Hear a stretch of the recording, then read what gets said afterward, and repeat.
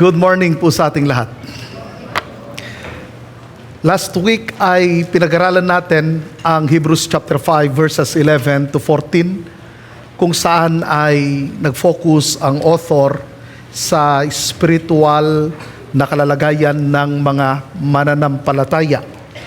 At doon natin nakita na ang mga mananampalataya that time ay dumating sa kanila ang nag-stagnate na sila spiritually. For how many years na sila sa kanilang spiritual journey, sa kanilang Christian life, matagal na silang mga mananampalataya, pero hindi tumutugma ang kanilang tagal sa pananampalataya sa spiritual na sitwasyon nila. So, nanatiling immature ang maraming mga Kristiyano that time. Kaya, dito ngayon, sa chapter 6, verses 1 to 3, ang ating lesson 1 is pressing on to spiritual maturity. Ang lahat ng mga mananampalataya ay inaasahang lumago. Kailangan tuloy-tuloy tayong mag-mature. Ang isang sanggol ay hindi dapat manatiling sanggol habang buhay. Ang grade 1 ay hindi manatiling grade 1 habang buhay. Ganoon din sa pagtatrabaho, inaasahan nating mas gumagaling habang tumatagal.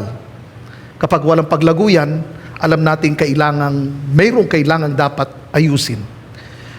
Ganon din sa ating spiritual na kalalagayan natin. Kailangan na tayo ay tuloy-tuloy na mag-mature. Tandaan natin, mga kapatid ko, ang spiritual maturity ay hindi siya automatic. Ito ay intentional. Kaya dapat tuloy-tuloy tayong mag-grow. Kaya habang pinag-aaralan natin ngayon ang chapter 6 verses 1 to 3, mahalagang tanungin natin sa ating mga sarili, ako ba'y lumalago spiritually? Hindi lang usapan yung matagal na akong Kristiyano, kundi ang usapan diyan, lumalago ba ako spiritually? So, isa-isahin na natin ngayon ang chapter 6 verses 1 to 3, ano ang ibig sabihin ng mga talatang ito. Number 1, living elementary teachings. Ganito ang sinabi mismo ng kanyang salita in chapter 6 verse 1a. Kaya bilang matatagal ng sumasampalataya, dapat na nating iwan ang mga panimulang aralin tungkol kay Kristo. Kung pansinin ninyo yung ating pinag-aralan last week, binanggit ng author na matagal na silang mananampalataya. Pagdating sa chapter 6 verse 1, inulit-ulit ng author na ang mga mananampalatayang ito'y matatagal na. So usapan dito hindi ang mga professing Christians, ang usapan dito ay yung mga totoong nanampalataya kay Hesus Kristo. At hindi sila mga baguhang Kristiyano. As in, matagal ng mga Kristiyano itong mga ito. Intentional silang tinuturuan ng mga leaders. Pero bakit? Anong nangyari sa kanila? Doon sa chapter 5, bakit hindi tinuloy mismo ng author ang kanyang pagtuturo about sa priesthood ng ating Panginoong Hesus? Ang problema ay ang mga mananampalataya, hindi ang teaching, hindi sa kakulangan ng pagtuturo, hindi rin problema sa mga spiritual leaders, ang problema, ang spiritual na kalalagayan ng mga mananampalataya. Hindi na sila responsive sa word ng Panginoon. Kaya inihinto muna sumandali ng author ang kanyang pagtuturo patungkol sa priesthood ng ating Panginoong Hesus. Kaya sinabi niya ganito, kaya bilang matatagal ng sumasampalataya, dapat na nating iwan ang mga panimulang aralin tungkol kay Kristo. Hindi sinasabi mismo ng verse na ito na dapat nating talikuran, na dapat limutin ang basic teachings. Ang word na ginamit niya diyan na iwan, hindi ibig sabihin na okay, kalimutan na natin ang teaching na ito. Ang kanyang pino-point ay ganito, huwag sanang paulit-ulit ang basic teachings. Katulad ng isang estudyante, hindi dapat siyang mag-stay sa pagiging grade 1. Ilan sa inyo gusto grade 1 pa rin habang buhay? Pero mahalaga ang mga itinuturo sa grade 1. Yun ay pundasyon. pero hindi mananatili doon. So ang pundasyon ay mahalaga. Katulad ng isang bahay. Mahalaga ang pundasyon. Pero ang bahay hindi lang hanggang pundasyon. Ulitin ko, mahalaga ang pundasyon. Pero inaasahan na magpapatuloy tayo bilang mga mananampalataya na matuto tayo sa mas mataas na pagkatuto. Pangalawa, moving on deeper teaching. Verse 1b, at magpatuloy sa mga malalalim na aralin. So itinuro mismo ng author sa chapter 1, chapter 2, chapter 3, chapter 4, chapter 5, ang deity ng ating Panginoong Hesus. Itinuro niya ng ating Panginoong Hesus ay higit pa kaysa sa mga angels, na siya ay mas higit pa kaysa kay Moses, na siya ay mas higit pa kaysa kay Aaron, na ang priesthood ng ating Panginoong Hesus ay hindi sa Aaronic priesthood, kundi sa order ni Melchizedek. Pero hindi na kayang nguyain ng mga mananampalatayang ito ang mga katuroang ito. Dahil nga unresponsive na sila, tinatamad na sila, ini-ignore na nila ang mga katuruan.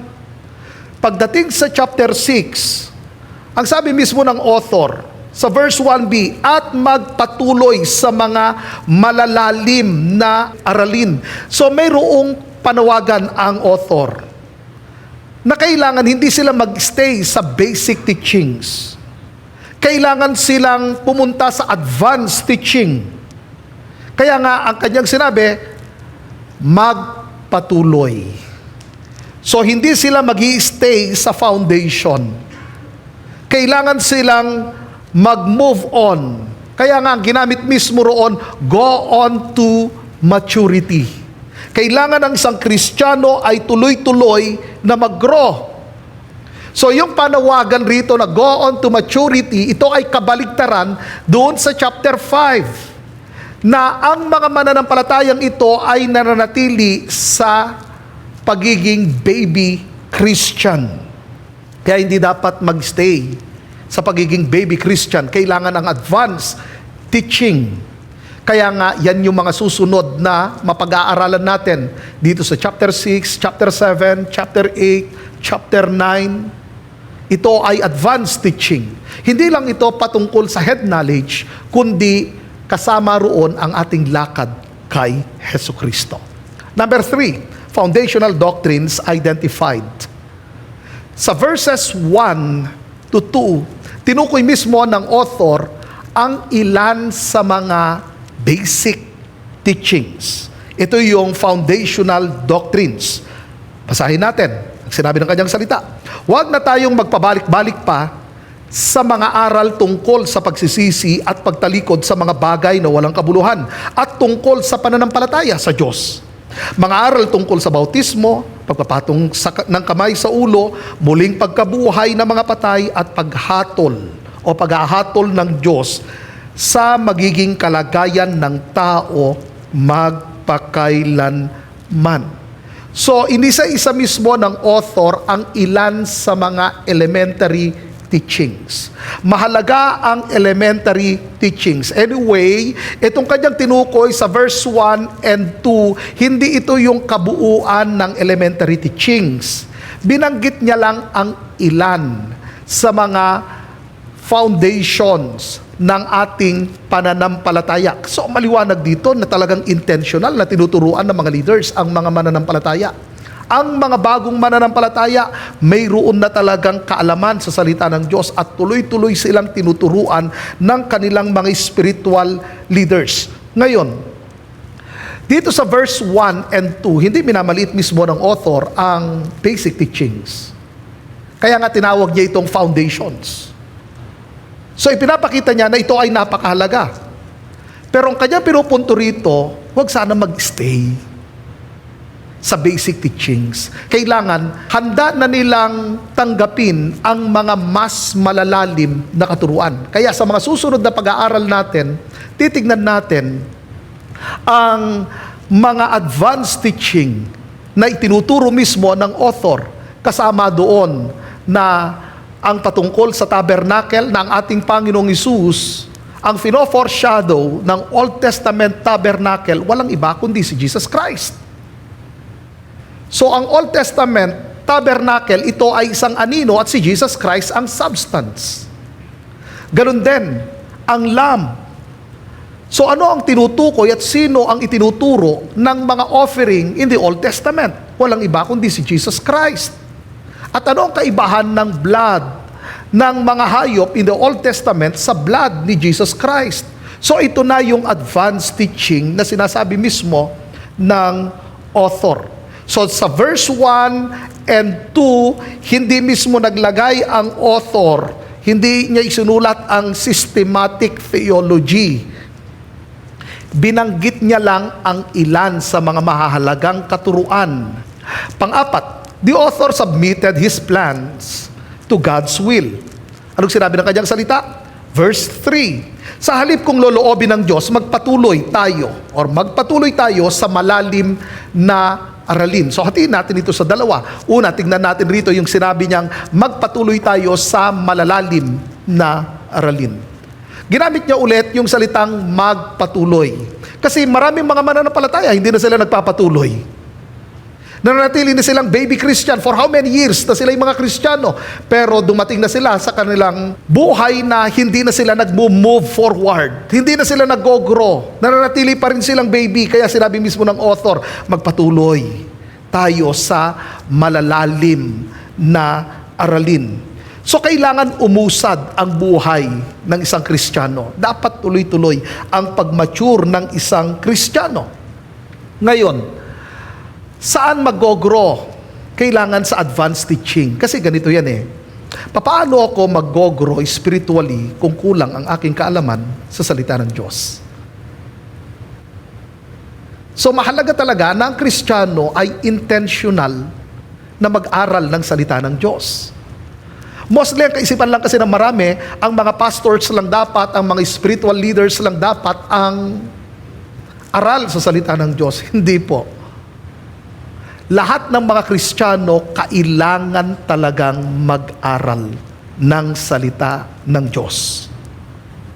Balikan natin ang verse 3. Ang sabi niya, sa halip kung loloobin ng Diyos. Ginamit mismo ng author yung salitang kung loloobin ng Diyos.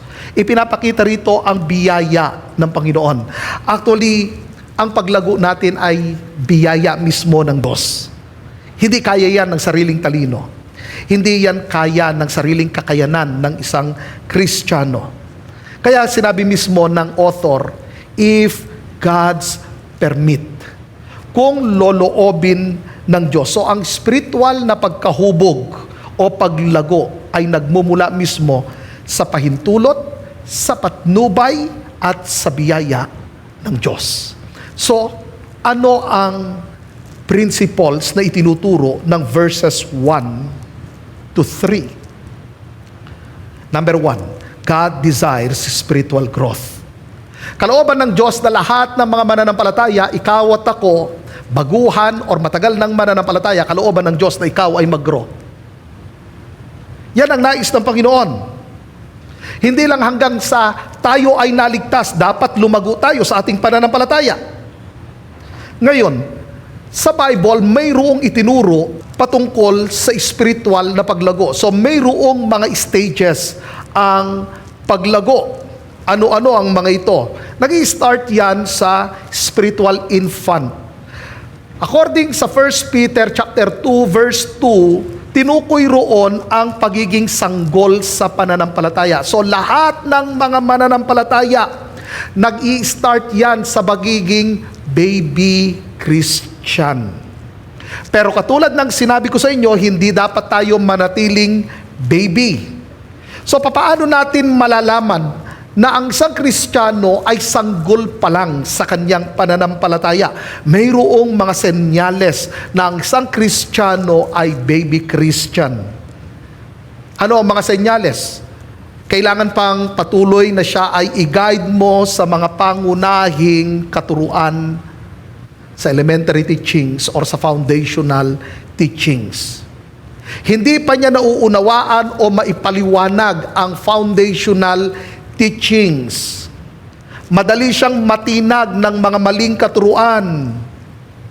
Madalas damdamin ang kanyang sinusunod. Ang basihan ng kanyang decision ay ang kanyang feelings.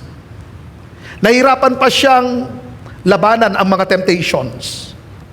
Hindi pa niya makontrol ang pagnanasa ng kanyang laman.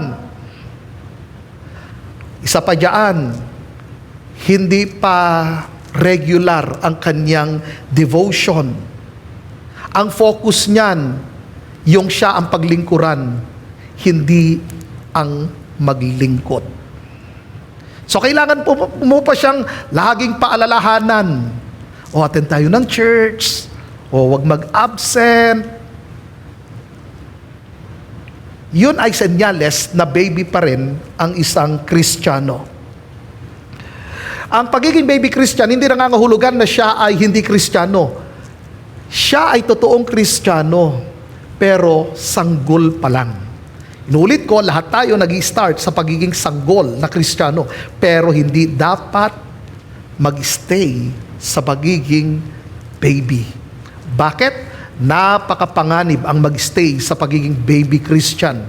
Dahil according sa Ephesians chapter 4, ang mga sanggol pa sa pananampalataya ay madaling matangay ng maling katuruan. Stage 2. Parang pangit pag stage 2 no? Parang cancer ang naiisip ata ng iba pag stage ang nababanggit. Level 2 ng pagiging Kristiyano sa kanyang spiritual growth, growing believer. So, meron ng pagbabago sa kanya. Pagbabago sa kanyang isip, pagbabago sa kanyang ugali, pagbabago sa kanyang lifestyle. So, ano ang mga senyales na ang isang Kristiyano ay nasa stage 2 na siya? Or tinatawag nating growing believer. Nagiging regular na ang kanyang pagbabasa ng Bible. Regular na rin ang kanyang prayer life. Lumalalim na ang kanyang prayer life. Kapag nagkamali siya, kapag nagkasala siya, mabilis na yang humingi ng tawad sa Panginoon. So nakikita na rin ang fruit of the Holy Spirit sa kanya. Sa kanyang pakikitungo sa kanyang kapwa, sa kanyang ugali. Lumalago na rin siya sa pag-ibig kay Kristo. Lumalago na rin siya sa pag-ibig niya sa kanyang kapwa. Mas nagiging matatag na rin siya na labanan ang mga temptation. Mas nagiging matatag na rin siya na labanan ang mga maling katuruan. So yun yung mga senyales na makikita natin sa growing believer. Pero hindi dapat magstay sa stage na yan. Babalik ulit tayo, ang sinabi ng author, mag-move on tayo. So, kung nasa stage 2 ka na, dapat ang i-desire mo pumunta sa stage 3. Ano yon? Spiritually mature believer. Ano ang mga senyales na ikaw ay nasa stage 3 na Kristiyano? Malinaw na nauunawaan mo ang salita ng Diyos. Alam mo nang i-apply ang mga principles ng salita ng Diyos. Marunong ka ng kumilatis ng tama at mali ayon sa kasulatan. So, mas nagiging matatag ka na pagdating sa mga pagsubok, pagdating sa mga temptations, pagdating sa mga false teachings. At mas nag-grow ka na sa patience. Nakikita na mismo ang mukha ni Jesus Christ sa iyo. Mas nagiging humble ka na. Nagiging teachable ka na. So, makikita na natin na lumalalim ka na sa iyong spiritual life. Pero, hindi dapat hanggang dyan yan. Dapat i-desire natin ang mas mataas na antas ng paglago. Ano yon? Nasa stage 4, disciple maker. So, paano natin malalaman na siya ay nasa stage 4 na? Hindi title ang usapan dyan, ha? Usapan dyan ang kanyang spiritual life. Habang nagtatagal, nakikita na ang wangis ni Jesus Christ sa buhay ng isang Kristiyano. So ano ang mga senyales na siya ay nasa stage 4 na Kristiyano? Active na siyang share ang salita ng Diyos. Hindi niya na ikinakahiya ang mabuting balita. Isineshare niya na ang salita ng Diyos sa kanyang mga kapwa. Inaakay niya ang mga tao papalapit kay Kristo. Siya na mismo ang naggagabay sa mga bagong mananampalataya. Na ituturo niya na ang salita ng Diyos ng tama. At isinasabuhay niya talaga ang salita ng Diyos. Yung kanyang itinuturo, kitang-kita mismo sa kanyang buhay. Nag-aalaga na siya ng mga disipulo ni Kristo. Ini-equip niya ang mga disciples ni Jesus Christ para maging disciple maker. So, ibig sabihin, ang stage 4 ay hindi lamang ito para sa mga pastor, kundi para sa lahat ng mga mananampalataya. So ikaw ba'y nag-aalaga na ng mga mananampalataya? Ini-equip mo na ba sila? Gina-guide mo na ba sila sa maturity? So kung ginagawa mo ito, maliwanag na ikaw ay nasa ika-4 na stage ng spiritual maturity. Pangalawa, na principle. Spiritual maturity requires continued growth. Ano bang pagkakaiba ng spiritual maturity sa spiritual growth? Pag sinabi nating spiritual growth, ito ang proseso ng paglago. Kapag sinabi naman nating spiritual maturity, resulta yan ng paglago. Ulitin ko, ang spiritual growth, process yan ng paglago. Ang spiritual maturity, resulta yan ng paglago o antas ng paglago. Ngayon, hindi nangyayari ang spiritual maturity ng biglaan. Hindi siya automatic. Ang spiritual maturity ay bunga ng tuloy-tuloy na paglago sa pagkakilala natin kay Kristo. Sinusunod natin ang kanyang mga salita at isinasabuhay natin ang kanyang kalooban. Kaya kung titignan natin, para mas madali, actually di ko na ituro ito sa first service, para mas madali nating i-explain ang spiritual maturity requires continued growth. Tignan natin sa acrostic ng growth. Ano yon? Yung G stand for growth is God's will. So ganito, kalooban ng Diyos na ang lahat ng tao ay lumago ng lumago. Ayaw ni Lord na magstay ka sa pagiging baby Christian. Letter R, rooted in Christ. Ang tunay na spiritual maturity ay nakaugat mismo kay Kristo. Sa patuloy na paglago ng ating relasyon sa Panginoon. Okay, huwag niyong kalilimutan ito ha. Ang relationship natin sa Diyos hindi nawawala. Pero magkakaiba ang lalim ng relasyon natin sa Diyos. Kaya kailangan patuloy tayong lumalim ng sa ating relasyon sa Panginoon. Letter O, ongoing process. Katulad ng sinabi ko sa inyo kanina, ang spiritual maturity ay hindi nangyayari agad. Ito ay proseso. Kaya tayo under construction. Patuloy tayong inaayos, patuloy tayong hinuhubog ng Diyos. W, wisdom from God's Word. Habang lumalalim tayo sa kaalaman sa salita mismo ng Diyos, lumalago rin ang ating kakayahang makilala ang tama at mabuti. Yun yung pinag-aralan natin last week. Ang mga spiritual immature na Kristiyano, hindi nila nadidiscern ang tama at mali. So, kailangan natin ng wisdom from God's Word. Letter T, transformation into Christ likeness. Ang sukatan ng spiritual maturity, hindi lang kung gaano karami ang alam mo sa salita ng Diyos. Hindi nag-e-end sa information, kundi nakikita ba mukha ni Jesus Christ sa iyo? Anong ibig kong sabihin? Yung love na mayroon si Jesus Christ, kung papaano niya minahal ang mga tao, ganun din ba ang pagmamahal natin? Kung papaano siya nagtiis sa mga tao, ganun din ba ang pagtitiis natin sa ating kapwa? Pagdating mismo sa mga pagsubok, nagro-rule ba ang peace sa atin or hindi na tayo mapayapa?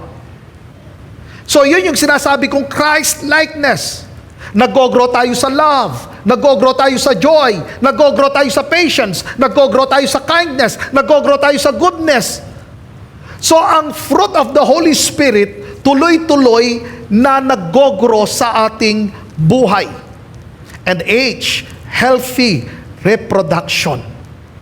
Ang isang Kristiyano na nagmamature, tumutulong din sa iba na mag-grow sa kanilang spiritual life. Yan yung ibig sabihin ng spiritual maturity requires continued growth. Number 3, sound doctrine matters. Mapansin natin, ang sinabi mismo ng kanyang salita na ang isang Kristiyano na hindi nagmamature ay madaling matangay ng maling katuruan. Kaya nga napakapanganib ang magstay sa pagiging baby Christian. Kaya kailangan tuloy-tuloy tayong mag-grow. Tuloy-tuloy ang ating spiritual maturity. At mahalaga na tayo ay mag-grow mismo sa knowledge. At yun ang sinabi ng kanyang salita, na hindi lang dapat tayo mag-grow sa grace, kundi mag-grow tayo sa knowledge ng ating Panginoong Hesus. Kasi nga, napakahalaga ng sound doctrine. Hindi lang basta doctrine, but sound doctrine.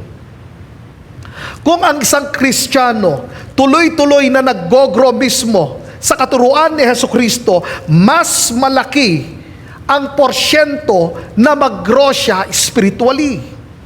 Kasi nga, habang nag-grow ka sa knowledge, alam mo kung ano ang mga principles at alam mo kung paano mo ito i-apply. Kung wala kang alam sa salita ng Diyos, ano ang i-apply mo? Kaya nga sinabi ko nun sa inyo na hindi lang hanggang gnosis kundi epignosis, from head knowledge to heart knowledge.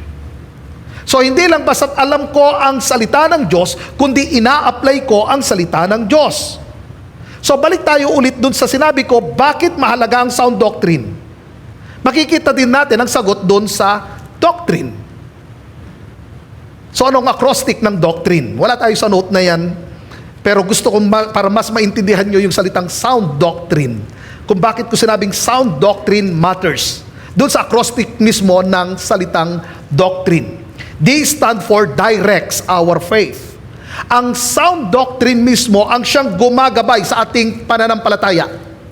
Ang sound doctrine ang siyang tumutulong sa atin para maunawaan natin ang katotohanan ng salita ng Diyos. O stand for offers spiritual stability. Pag alam natin ang kabuuan ng salita ng Diyos, ang whole counsel of God, kapag alam natin ang tamang katuruan ng salita ng Diyos, nagiging stable tayo spiritually. Hindi tayo natatangay ng maling katuruan. Tingnan ninyo, pagbukas pa lang natin ng ating cellphone, sa social media, ang daming nagkalat na false doctrines. Sa mga pinapanood natin, hindi natin alam na nagtatanim na pala ng mga maling katuruan. Sa mga noontime shows, di natin alam na nagpipreach ng mga yan, ng mga maling katuruan. So napakahalaga ng sound doctrine, upang sa ganon, maging stable tayo spiritually. Sino ang mga hindi stable spiritually? Yung mga taong kakaunti ang kaalaman sa salita ng Diyos.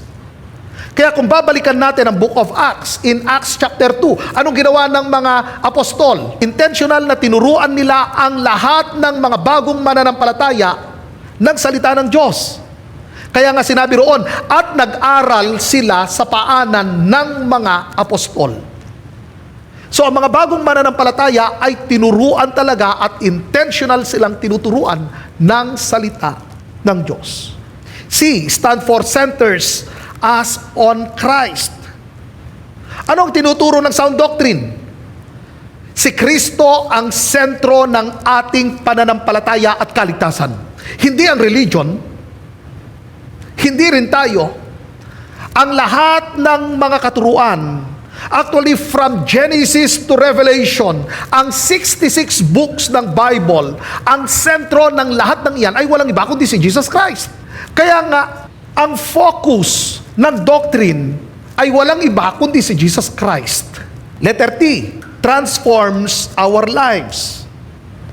Ang sound doctrine ay hindi lamang nagbabago ng ating isip or ng ating iniisip, kundi pati ang ating pamumuhay, ang ating lifestyle. Kaya napakahalaga talaga ng sound doctrines. Nagkakaroon ng transformation ang ating buhay. Letter R, refutes false teaching. Kung alam natin ang tamang katuruan, then hindi tayo mamamali. Naalala ko, sinabi mismo ng isang pastor, sabi niya ganito, meron siyang kaibigan na FBI, at tinanong niya yung kanyang kaibigan na FBI, sabi niya, paano niyo nalalaman na ang isang pera ay fake? Simple lang kanyang sagot. Ang sabi niya, inaaral naming mabuti kung ano ang genuine na pera. Pag alam namin kung ano ang itsura ng totoong pera, alam na namin kung ano ang fake. At ganun din, dapat alam ng mga Kristiyano ang kabuuan ng katuruan ni Jesucristo. Kapag alam natin ang sound doctrine, then madali lang nating i-refute ang false teaching. Letter I, instructs in righteousness. According sa 2 Timothy chapter 3 verse 16, ang salita ng Diyos ang siyang nag-e-equip sa atin. Ang salita mismo ng Diyos ang nagsasanay sa atin sa tamang katuruan upang makapamuhay tayo sa kalooban mismo ng Diyos. Letter N, nourishes spiritual growth. Ang sound doctrine mismo ay spiritual na pagkain ng lahat ng mga mananampalataya para mag-grow sa pananampalataya. And letter E, equips for every good work. Yun ang sinabi mismo ng 2 Timothy chapter 3 verse 17, na ang man of God, na ang lingkod ng Diyos ay ini-equip niya para gawin ang ipinagagawa ng Diyos. Pang-apat na principle, God directs spiritual growth. Ano ang itinuturo ng Hebrews chapter 6 verse 3? Ang nagpapalago, walang iba kundi ang Diyos. Sinabi mismo ng kanyang salita, si Pablo ang nagtanim, si Apollos ang nagdidilig, ngunit ang Diyos ang nagpapatubo at nagpapalago. By principle ay ganito, hindi tayo nagpapalago ng ating spiritual life, ang Diyos mismo ang nagpapalago sa atin. So ang paglago ay nakadepende mismo sa Diyos. Kaya nga sinabi ng kanyang salita na ang vine dresser ay ang God the Father. Anong purpose nun? Para mas maging mabunga ang isang mananampalataya. So merong purpose kung bakit mayroong discipline. Bakit tayo pinuprune ng Diyos? Bakit inaalaw ng Diyos ang mga pagsubok sa buhay ng isang mananampalataya? Yan ay para sa paglago ng isang Kristiyano. Kaya, ano ang dapat nating gawin? Paano dapat tumugon ang mga mananampalataya? Number 1, pursue spiritual growth. So, ang buhay Kristiyano hindi dapat mananatiling baby. Kung titignan natin ang Hebrews chapter 6 verse 1, anong panawagan mismo ng author? Kailangan magpatuloy tayo. Kailangan tuloy-tuloy tayo mag-grow. Kailangan papunta tayo doon sa spiritual maturity. So, ang tanong natin, paano natin maisabuhay ito? Ang pursue spiritual growth. Kailangan tayo mag-move beyond basics. Hindi dapat tayo mag-stay sa mga panimulang aralin ng pananampalataya. Dapat tuloy-tuloy ang pag-grow natin. Hindi tayo dapat mag-stay hanggang doon sa basics. So, kailangan ng mananampalataya ang tuloy-tuloy na pag-aaral ng salita ng Diyos. Kailangan maging diligent siya mag-aral ng salita ng Panginoon. Alam ninyo, mahalaga ang spiritual discipline. Ang spiritual discipline ay hindi isang legalism. Bakit mahalaga ang spiritual discipline? Babalik tayo sa statement ko. Anong sinabi ko kanina? Ang spiritual maturity or spiritual growth ay hindi siya automatic. So, kailangan ng spiritual discipline.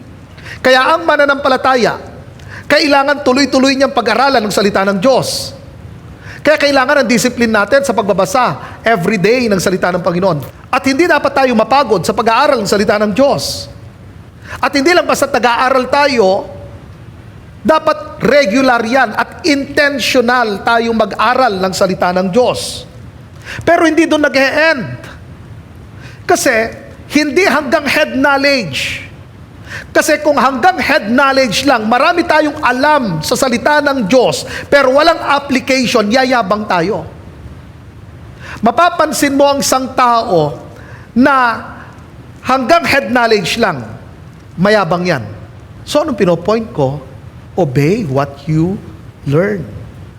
Sa buhay mo, kung ano ang natutunan mo, hindi sapat yung basta't meron na naman akong nalaman, nadagdagan na naman ang kaalaman ko sa salita ng Diyos. Hindi dapat ganon.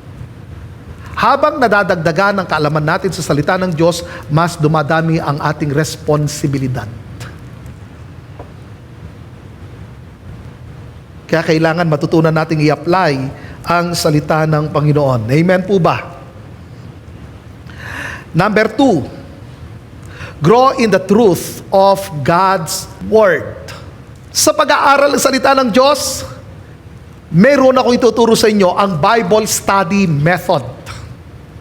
Ang BIBLE. Mahalaga ang BIBLE study method. Ito yung mas malalim na pag-aaral. Actually, ang BIBLE ay nahati ito sa 3. Yung ginagawa ko sa teaching, sa pagtuturo ko mismo sa inyo, nahati sa 3. Ano yung pinakauna? What it means. Ano yung pangalawa? What it teaches or what to know. At pangatlo is what to do. Makikita natin yung what it means, what to know, or what it teaches, at what to do sa BIBLE study guide. At ano ang BIBLE na ito? First is background. Pag nagbasa tayo ng Bible, mahalaga na i-check muna natin yung background. Napansin ninyo nung itinuro ko sa inyo ang Book of Hebrews. Anyway, book by book naman talagang ginagawa natin. Nung itinuro ko sa inyo ang Book of Genesis, sinabi ko sa inyo ang background nito.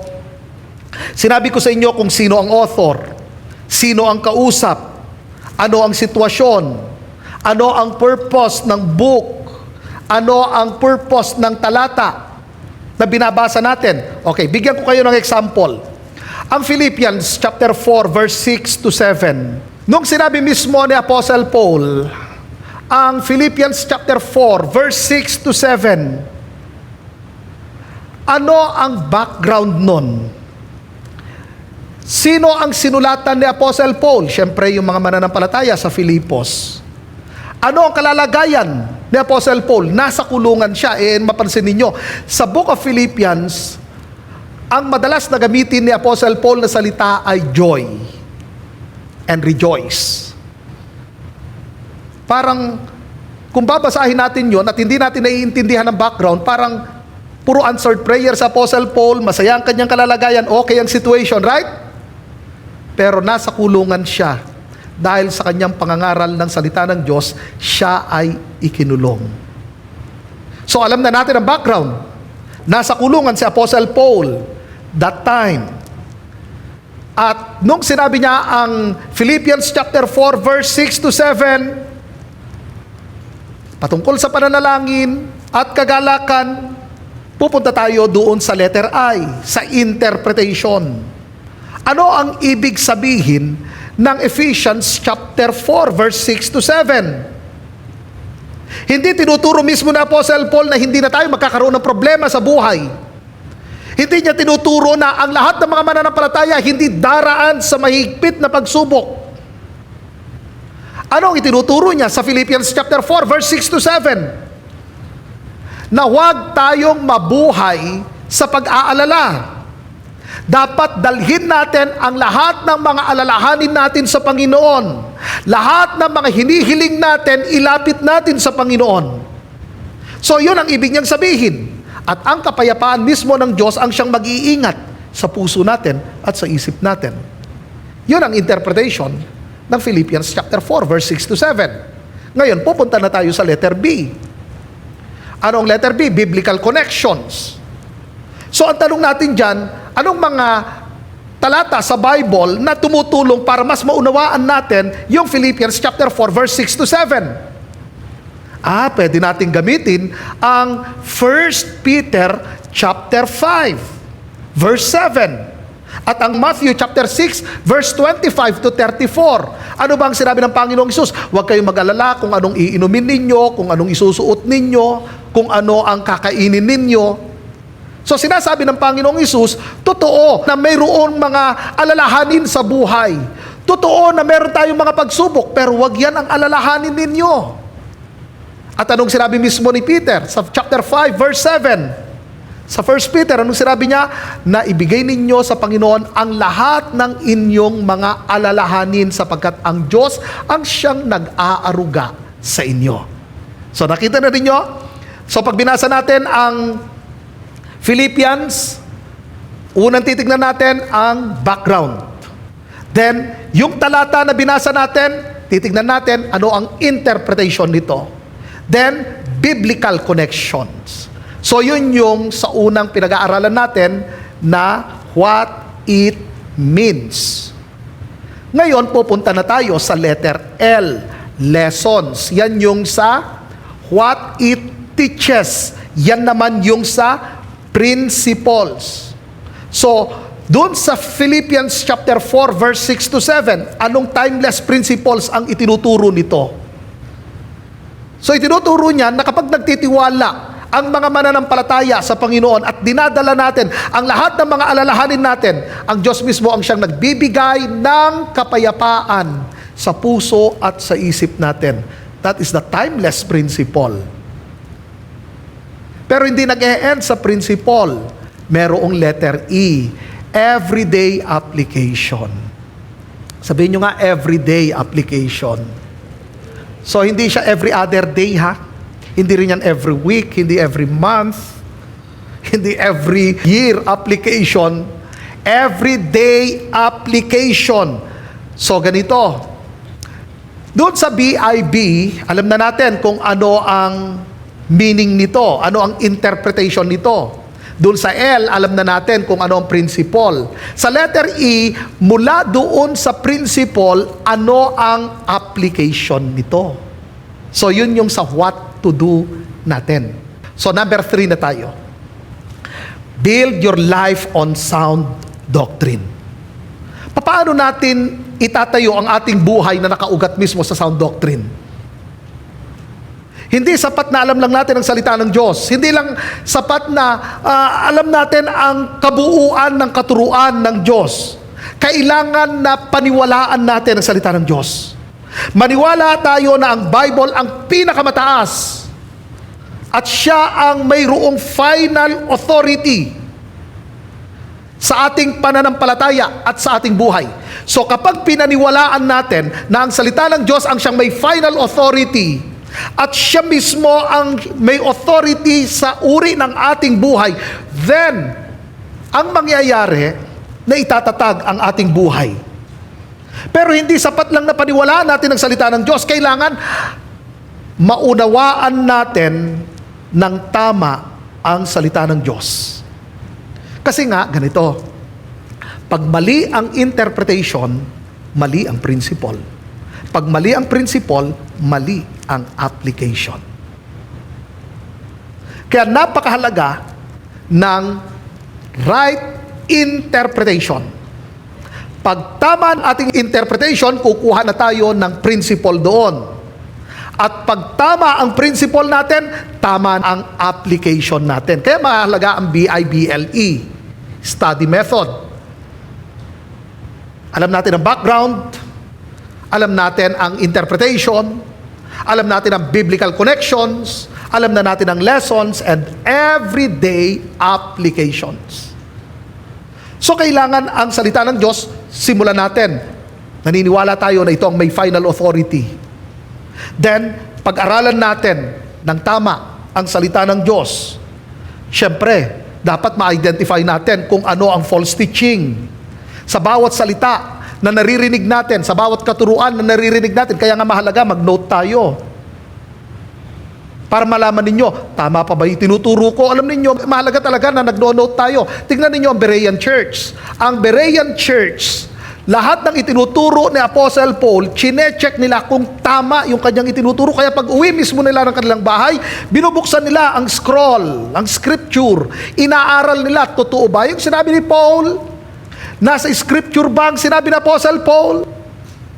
So, maging katulad tayo ng Berean believers na sinusuri natin, inaaral natin, inuunawa natin salita ng Diyos, chine-check natin, baka mali yung narinig ko. Kaya mahalaga rin dyan, nagno-note tayo. Amen po ba? At syempre, hindi lang basta't alam natin ang salita ng Diyos, hindi lang basta't pinaniniwalaan natin ang salita ng Diyos, hindi lang basta't alam natin kung ano ang mali, dapat alam nating i-defend ang ating pananampalataya. Dahil yun mismo ang tinuturo ng Jude chapter 1 verse 3, na kailangan nating i-defend ang ating pananampalataya.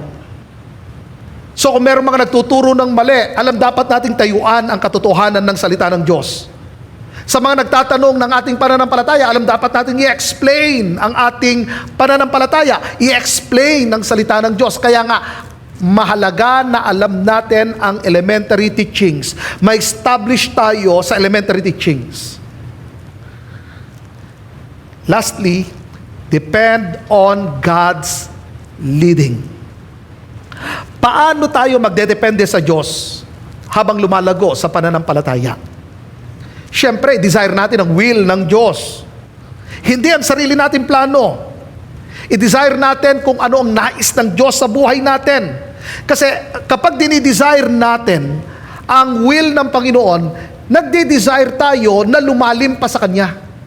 Nagde-desire tayo na lumago sa Kanya. So pag dinidesire natin ang will ng Diyos, nagiging handa tayo sa anumang direksyon ng Diyos na itinuturo na dapat nating lakaran. Pero hindi nag-e-end yan sa pagdidesire natin. Kasi marami nga nag-desire, o alam mo na ang kalooban ng Diyos. Ang tanong ko, nagtitiwala ka pa sa Diyos? Pag ni-reveal ng Lord ang kanyang perfect will, hahakbang ka ba ng mayroong pagtitiwala sa Kanya? Magtitiwala ka ba sa sinasabi ng Panginoon? Gagawin mo ba ang ipinagagawa ng Diyos? So napakahalaga, una sa lahat, ang desire, pero hindi nag-e-end sa desire, kailangan tayong magtiwala mismo sa Panginoon. Kaya mga kapatid ko, lagi nating ipaayos ang ating puso. Hindi lang basta't dinidesire ko ang will ng Diyos. Hindi lang basta't susundin ko ang kalooban ng Diyos, kundi tuloy-tuloy na pinapaayos ko, pinapahubog ko ang aking heart sa Panginoon. Amen po ba?